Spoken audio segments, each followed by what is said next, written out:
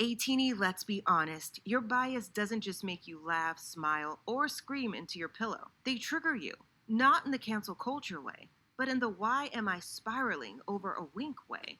And yet, you keep coming back because the truth is, you don't just love your bias. You crave the way they push your buttons. Okay, let me ask you this. Have you ever realized your bias knows exactly how to ruin your day, and you thank them for it?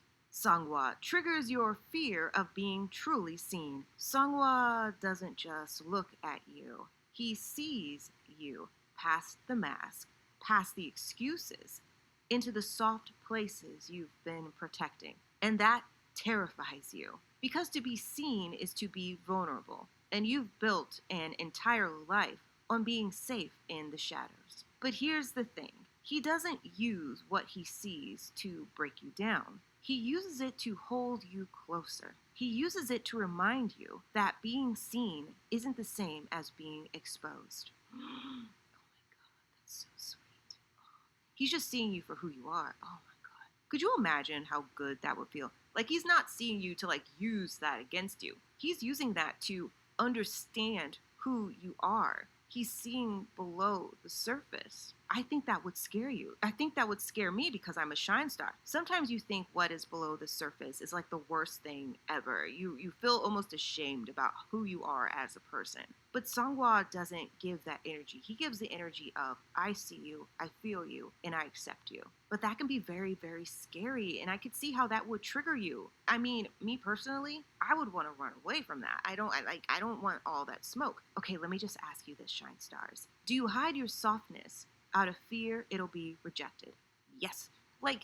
Could you imagine you're having a heart to heart with someone? They're just like, how do you feel about me? You're like, oh, I think it is what it is, man. It's cool. It's cool. But deep down inside, you're like, you're the best thing. I love you so much. Oh my God. Oh my God. Oh my God. You don't want to say that because you don't know what the other person is going to think. So I think for me personally, I will hold back because I don't know how that person feels. I'm almost in the background of my own life. I'm not seeing it in real time. I'm just observing it. But with Seonghwa, he would pull you out of that and move you towards him. And like I said earlier, he would want to see that. He would want to explore that, not in a negative way, but in a positive way. And I feel by doing that, you both will start learning more things about each other. And I feel like that would be a very healthy thing. And I'm not a therapist or a psychologist. These are just the thoughts that I'm having right now. Now, I know a lot of us have resistance to this sort of thing, like showing and exposing ourselves to people. Not in that way. Don't expose yourself to people. Don't do that. That's Hong Joong's job. Hong Joong triggers your resistance to chaos. And I don't want you to resist hitting that like button and or the subscribe button. Baby, let's go. Hong Joong walks into your life like a storm. And you hate storms. He's restless, unpredictable, and refuses to dilute his vision just to make anyone else comfortable. He's so bold. He's so bold. Our little Scorpio. Our little Scorpio. At first, it makes you want to push him away. Too much. Too loud. Too intense. Why do him and Wooyoung have the same energy? But anyway, we'll get to Wooyoung later on. But deep down, you crave the way he makes your world spin. Yeah, I see that. I feel that. You crave the freedom in his chaos because it shows you how much of yourself you've muted.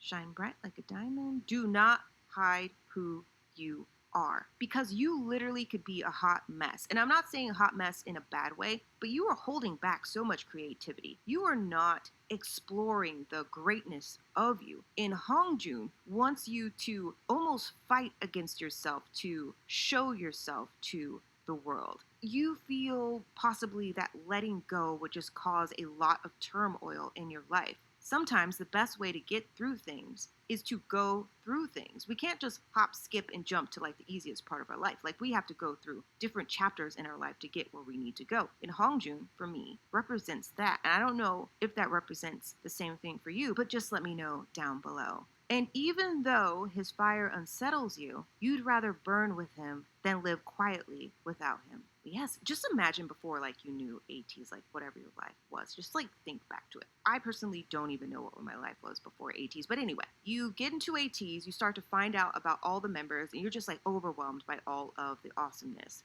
And now we're here. We're here today. Look back at all of your ATEEZ adventures. The feelings, the the roller coasters, all of the things. We were living like this very quiet life without ATEEZ, and now we are living in this boldness of being a teenie. Do you feel like your life is better since knowing ATEEZ, or worse? And I know some people might say it's worse because these men trigger us all the time. But let me just ask you this formal question. Do you avoid chaos because it scares you, or because it reveals who you really are? Yeah, these are the questions we need to ask ourselves. But do not be in disbelief about the answer you're about to give. Don't, because that's Yunho's job. Yunho triggers your disbelief in joy. Yunho's smile should be simple. His warmth should be easy. But when you've been taught to be cautious with happiness, it feels dangerous to be around him. Yes, I'm going to be interrupting this whole thing. I get thoughts like randomly. Yunho has wrecked the shit out of me, okay? Since I saw my teeth. A lot of the time, I felt like I had to hold back my happiness because when you think, oh, I'm so happy, bad things could be happening to you as well. Like later on, you're definitely like self-sabotaging your happiness. And like that is what I do. Yunho makes you stand in your happiness with him. It's very parasocial. But you feel happier with Yunho. You could be thinking, I could be thinking, he is too good to be true. Happiness is too good to be true. Let me stop ranting. You question it, fight it, and wait for the catch. Yes, and yes. Yet every time he laughs, every time his energy floods the room or screen, or when you go to their concerts, you find yourself laughing too. To see Yunho on the stage is to live for him on the stage. This man is just like a bright, bubbly little golden retriever puppy. You can't help but to smile when you see Yunho because he truly loves his job. He loves being there for a teenie, and a teenie love him for that. But let me get back to the script, okay? Now, through all the happiness and cuteness on stage, there's something else on the side of that. It could unsettle you to realize joy could be this pure, this constant, this unconditional. But it also hooks you because Yunho reminds you of something you thought you'd lost. The permission to feel good without apology. Yes, like it makes sense. Yunho almost could be your avatar for happiness. Let me just like go off script again. Like you see Yunho being happy and all the things. Like we think he's very carefree. Like he is just the energy of the team. But behind all that, obviously he's a different sort of person. Cool. I'm not even going to touch that. But as far as his happiness is concerned, like you want to embody that as well. You're like, cut me off a piece of that energy. Like I need some of that in my life. Now, since this man has wrecked me, basically, I'm now double biased with him and Seonghwa. I can't deny that this man makes me feel happy. He makes me want to live a happier life. And I think overall that is just a really great thing and a very positive attribute about him. Just imagine being his partner. Just imagine it. You're delusional right now. Just imagine it. You come home from a long day at work and this man walks through the door, because he comes home after you, with fucking ice cream, fucking takeout, fucking your favorite movie. Like this man shows up and shows out with his joy and happiness. And you think, oh man, this can't last. Man, this ain't gonna last. But it does. It does. And that's a good thing. But let me ask you this, baby. Do you cut out joy short because you don't trust it will last? 110,000%. Like this trigger script basically is about self-sabotage. You need to stop. We both need to stop this. It's almost a habit. It's almost a coping mechanism. So you don't have to feel so disappointed in life because you're like, I'm ready spaghetti. Like it's not going to last. Something bad's going to happen. It's a coping mechanism almost for stress. It is a habit. And you're like, Chris, can I break it? Yes, but it will take a lot of mental fortitude and realization that you're doing it actively in time to just get it out of your life. And you're like, Chris, do you have any solutions? No, I'm not a therapist. I keep telling you. But I have read your diary. I have done that. But don't be afraid. Don't be afraid, baby. Because that is Yeosang's job.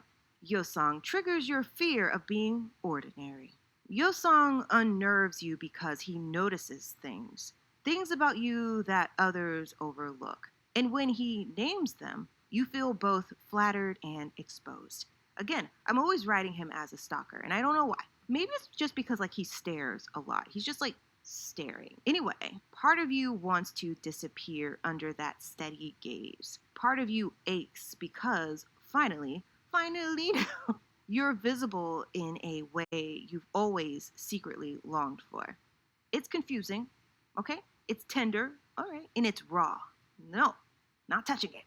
But you keep coming back because Yeosang makes you feel like even the smallest parts of you matter. And they do. You don't have to have like these big things going on in your life. I know a lot of people are like, I haven't made my career, I haven't done XYZ. Like, he would see the smallest things in your life and make them the biggest things. Let's say you like did some art a couple of years ago or whatever your hobby is, and if you're like, Chris, I don't have a hobby, I just don't. Okay, that's fine. But whatever you do, whatever you feel, whatever you think, he would think that it's a big thing because you showed up to whatever that was and actually actualized it into real life. He'd be like, oh my God, that's so amazing. I didn't know that you. And you're like, I did, and I feel good. You don't have to go completely out of the box with anything. Just being a regular quote unquote person, and that's not anything negative, is okay. It's totally okay. And I don't want you to feel bad about that. I know we just go rushing through life like, oh, I have to get all this stuff done. No. By the time you get in your 50s or 60s, yes, you may have regrets. But you know what you have right now in this very second? Time, baby. You can change your life right at this moment. You don't have to think, oh, the moment has passed. No, it hasn't. The moment is now. You can start whatever you need to do right now. I promise you. You might feel better. But I'm not a therapist, so don't blame me. Okay, question for you. Do you secretly crave recognition while pretending you don't need it? That just circles back to what I just said. I mean, you may not be there now, but you could be there in the future. Do not discount who you are now. You can change. You can make things different for yourself. You're not beholden to live as you are now forever, unless you want to. But if there are things that you want to do in life, try it and see what happens. You never know. But I don't want you ever to feel like these things are too intense. You know what else is intense? You hitting the like button and or the subscribe button. Like, join me in this journey. But let's get to our mountain, okay? San triggers your fear of intensity. San doesn't do casual. He doesn't let you drift. His attention is searing, his love is consuming, and it scares you because it demands everything. You wonder if you'll get lost in it. You'll wonder if it's too much. But the truth is, you don't want halfway love either. Oh, you want to be consumed by love, baby, like a whole fire, like just taking over your body. Let me just go back to hobbies. Like, if you have a hobby, sometimes it can consume your life. Like, that's all you want to do. Or maybe there's a friend or a movie or something. And even if it's not a hobby, it can be anything else, okay? And it just consumes you. It takes you over. It makes you feel that you are alive. And that is one of the best feelings ever. Doing something that you enjoy and it just brings you so much happiness. That's how San would be in this situation, like in this fake relationship scenario, basically. He would be filling up your life 110%, and you let it happen. You're just like, I'm open, legs spread, arms open, mouth open, like you're just open for everything. But let me just finish this up real quick. So you're wondering if it's too much. Now, is it? I don't know, maybe. But the truth is, you don't want halfway love either. And San doesn't let you forget that. He reminds you of the part of yourself that wants to be chosen completely. Even through your avoidance of intensity. Okay, let me just flip everything that I just said. When you are very intense with things, you could feel like, I don't even deserve any of these things. Maybe I'm not even good at what I'm doing. Maybe this is imposter syndrome. I don't know. But the joy that you have from it and the skill level that you have at that moment, it's not fake. You are working your way towards that consumption of the ability to do whatever it is. And the knowledge of having to give yourself basically to that project or that feeling or any of those things can make you feel very overwhelmed. Like, where do I begin? Where does this start? I don't know. But this gift that you have in many ways chose you. And I don't mean to get like esoteric or anything like that, but just let that feeling of accomplishment come to you. Just accept it fully. Do not feel like you're just putting on an act. You are being possessed. You're being possessed by whatever this is. And San triggers that in you. I am afraid of this intensity. I don't want it. I don't want it. No, go for it. Take it. Give yourself to it. Open them legs. Open your mind to that intensity. Do not run from it. Because at the end of it, and I've said this before, At the end of it, you are going through it. And there are different steps, all intense, all the things. And once you finally get to that end, it's still going to be intense. It's going to be intense because you're like, I did it. I made it. Okay, back to the script puddings. That's why you stay with San. And that even though he triggers you, that's why you're staying with him. Because his intensity doesn't just scare you, it saves you. And again, your hobby, feeling, thought, whatever it is, ultimately is your lifeline to emotion. It's your lifeline to feeling that you are alive. Okay, mountain lovers, let me ask you this real quick. Do you run from intensity because it overwhelms you or because you're afraid you might want it too much? Ooh, I cannot wait to read your answers down below. Ooh. But I don't want you to feel like you're taking up too much space down below because that is Mingi's job. Fix it! Mingi triggers your insecurity about taking up space. I gotta get out of fucking love. Mingi is big. His voice, his presence, his energy, none of it apologizes for existing. And next to him, you feel the ache of how much you've shrunk yourself. Think about that for a second. Just think about it, okay? Like, you've come such a long way in your life. You've done all the things. You feel good. You feel proud about a lot of things. And then you think back to the things maybe that you wanted to do a long time ago, and you're like, I could never do that. I'm not good enough. Like, I could never. I'm just gonna stay in this lane. I'm gonna stay in this lane. But with Mingi, he's like, you can take up space. You can take the crown. Like, you can do anything. You can do anything. Like, just bring that idea to the forefront that you do not have to shrink for anyone or anything. You deserve to take up space in this world. You don't have to pretend. Mingi is serving as your representation of you can take space. Do not be afraid. But through all of this, he unsettles you because he makes you aware of your own smallness. But that's also why you can't stay away. With him, your edges expand. With him, you begin to imagine a life where you don't whisper, you roar. Roar, roar. Fix it. Okay. Question for you. I want you to reflect on this and drop it down below. Do you quiet yourself so others won't notice you? Come on. What did we just talk about? Hoochie. What did we just talk about? Fix it. I know you like when I say that. Well, I'm going to say it every script, baby. We do not have to resist these feelings because they're Wooyoung. Wooyoung is next. Wooyoung triggers your resistance to being loved unfiltered. Let me hold your hand through this one, baby. Wooyoung pushes buttons you didn't even know you had. He teases, provokes, and pokes at the walls you've built around your messiest self. A lot of us think like we're so silly, we're so goofy, like we're not good enough, or any of those things. You have like these walls built up. Now you meet Wooyoung, and he's like, oh, I like that. I like that. I like that. Don't be ashamed of that. Keep doing that. I love it. Do. Like, do everything. And you're like, no, I shouldn't. No, that's okay. I'm all right. Let's finish. Let's finish this part, and then I will get to more things. Now, it's maddening. It's chaotic, but it's also freeing. Because when he's seeing all these things, you don't have to have your walls up. He is okay with it. And Seonghwa is a little bit like this as well. But with Wooyoung, he's a bit louder with it. He's like, don't be afraid. Don't be scared.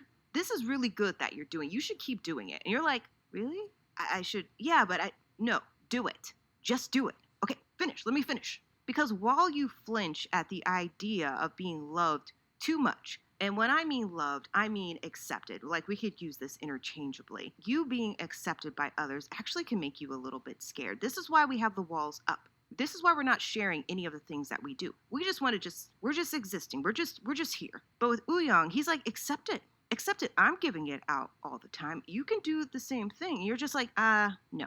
He's like, yes. And you're like, maybe. So this triggers that feeling within you. Or it could. I don't know. I'm delusional. Now, Wooyoung laughs and says, good. Let me love you louder. He honestly doesn't care what you think. And that's not like a negative thing or anything like that. He's like, let me hold your hand. It's going to be okay on the other side.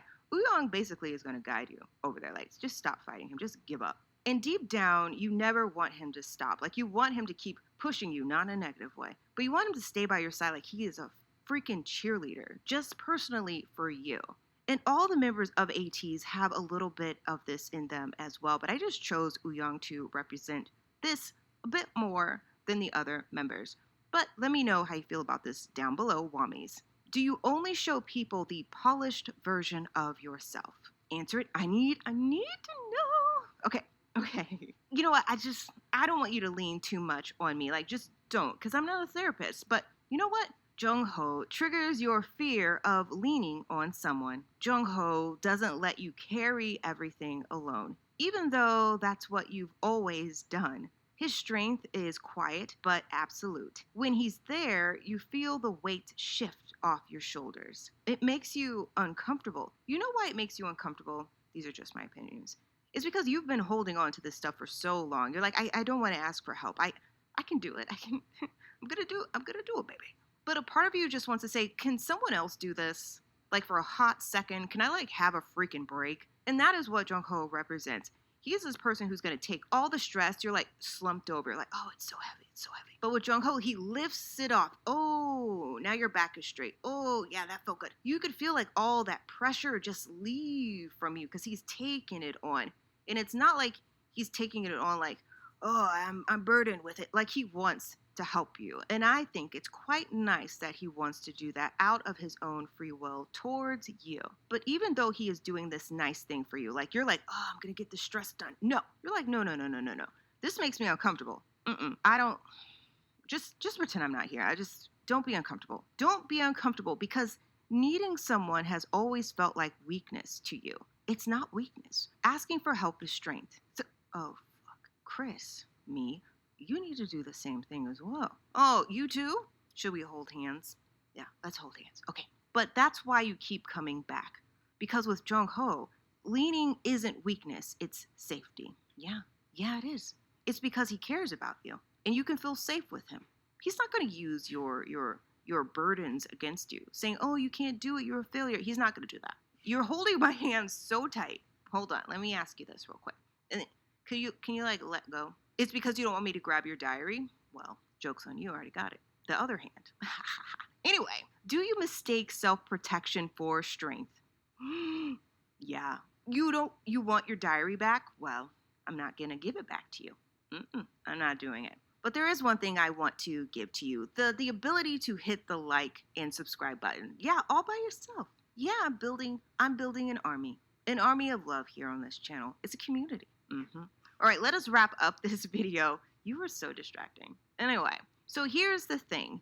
Your bias doesn't just trigger you because they're reckless or intense. They trigger you because they reflect the parts of yourself you're still wrestling with. The ones you can't always look at directly. Sometimes it's hard to look at yourself. It just is. And instead of running away, you lean in. Because the spiral feels familiar. Because the pain feels alive. Because in a strange way, it feels like love.